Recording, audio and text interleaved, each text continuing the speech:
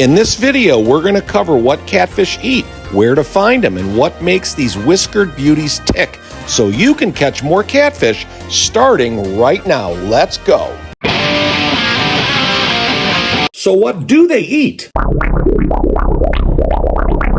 Catfish are very opportunistic feeders, meaning they'll eat a very wide variety of food sources that are available to them in their natural habitat, from aquatic insects and small fish to plant materials and vegetation. Their diet is actually quite diverse. But what drives the varied palate that they have? It's all about their survival and adaptation to their natural habitat. In the wild, food sources can be unpredictable, so catfish have adapted over time to eat almost anything they can find on any given day. Now, us catfishermen already know to use strong-smelling and pungent baits like chicken liver, stink bait, worms, and cut bait to attract every species of catfish there is. That's because the strong odors of these baits are going to mimic the natural sense of decaying matter on the lake bottom and wounded prey, which in turn will trigger the catfish's very keen sense of smell and taste. And that sense is so highly developed that catfish can detect certain amino acids in the water, which of course guides them to potential food sources even from great distances away, up to about 100 yards. So we all know by now how effective these baits can be for catching channels, flatheads, blues, and bullheads. But there's a wide number of lesser-known foods that they also enjoy. Let's start with one of their absolute favorite delicacies, that being freshwater mussels. Mussels are a surprising delicacy for catfish. They use their strong jaws and teeth to crack open the hard shells and access the real nutrient-rich meat that's inside. So that not only provides them a high-protein meal, but also plays a role in controlling mussel populations that can sometimes grow out of control in certain habitats. And another lesser-known food source that many catfish love is aquatic insects and, of course, their larvae, too. Catfish are expert foragers, so they use their barbels and whiskers to detect and then dig out insect larvae that's buried in the mud silt bottoms.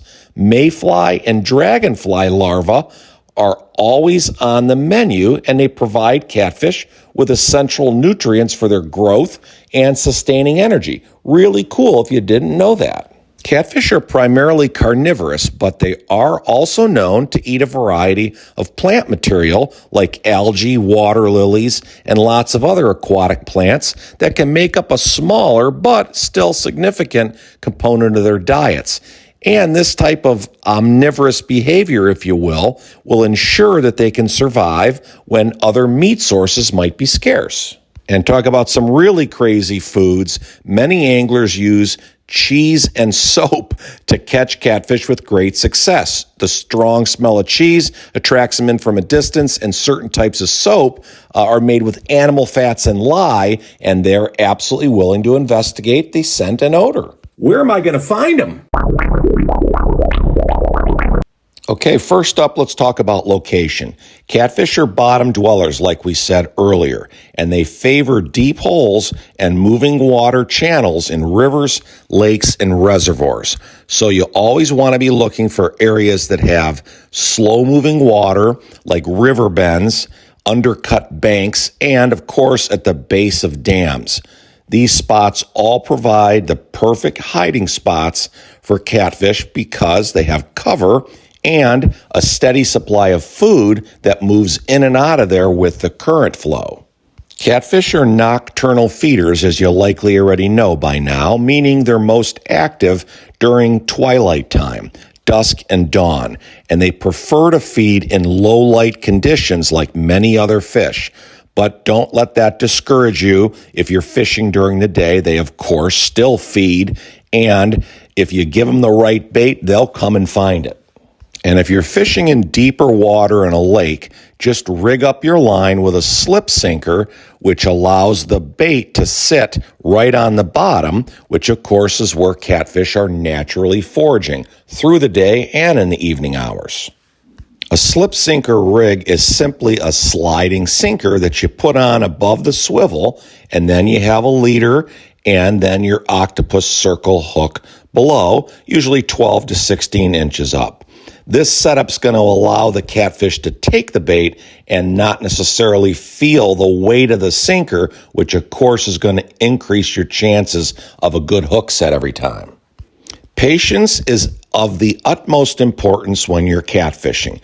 You cast your line as far as you can get it out into the deepest pools, and then you just let it sit and settle, and then you wait. And when a catfish does bite or start to take your bait, you'll usually feel a series of tugs and pulls because catfish like to play with their food. So just give it a minute to fully take the bait before you set the hook. Yes, I did say set the hook. Let me clear some things up because we take a lot of heat on the channel for that comment. No fish sets the hook itself, okay? No hook does that. Yes, the octopus circle hook will move into the corner of the catfish's jaw when he starts to run away with the bait, but it's not automatic. Catfish have very bony and cartilage-laden jaws, and they are going to take your chicken liver and your worms and your cheese-filled hot dogs very easily. You have to set the hook once they start to run away with the bait, and that way it'll lodge in the corner of his mouth and you'll never miss another catfish, period. So to wrap up this section, you've got to understand catfish's behavior and their habitat. That's crucial. These fish are very opportunistic feeders, as we mentioned. They will scavenge the bottom for anything edible that they can eat. And they rely very heavily on their barbels and whiskers to detect food through taste, smell, and touch.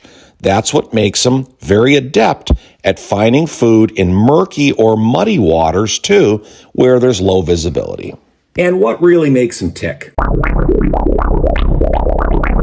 Catfish are really an extraordinary fish. They come equipped with incredible adaptations that make them very efficient hunters, scavengers, and gatherers like we talked about. Of course, one of their most distinctive features is their barbels, which are packed full with lots of different taste buds, which allows them to taste their environment.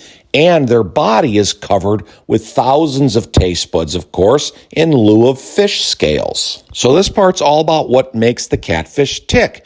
Beyond their very acute sense of smell, the catfish also relies on their lateral line system, just like with the largemouth bass, which is a series of fluid-filled canals along their body that detects vibration, sounds, and movements in the water.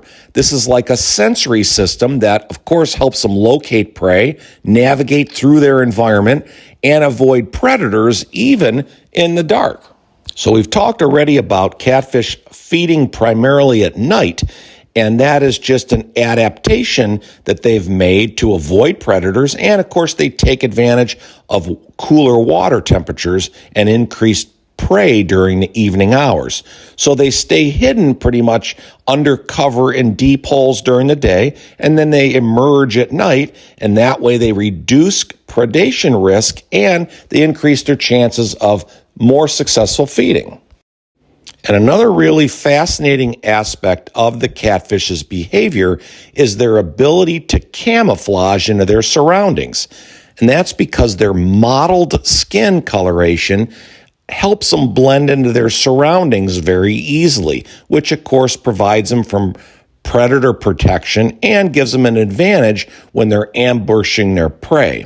So obviously this stealthy approach allows them to get close enough to their targets without being detected. That's how catfish get to be hundreds of pounds. So throughout a 24-hour daily cycle, the catfish exhibits a really good balance between activity and rest. During the day, they're most often hiding out in secluded deep water, cooler water spots to rest and conserve their energy. And as soon as dusk approaches and it starts to get dark, they obviously become more active, beginning their foraging and hunting precision accuracy. So this type of daily rhythm will ensure that they can maximize their energy efficiently during the day and then take advantage of every opportunity to feed as night falls.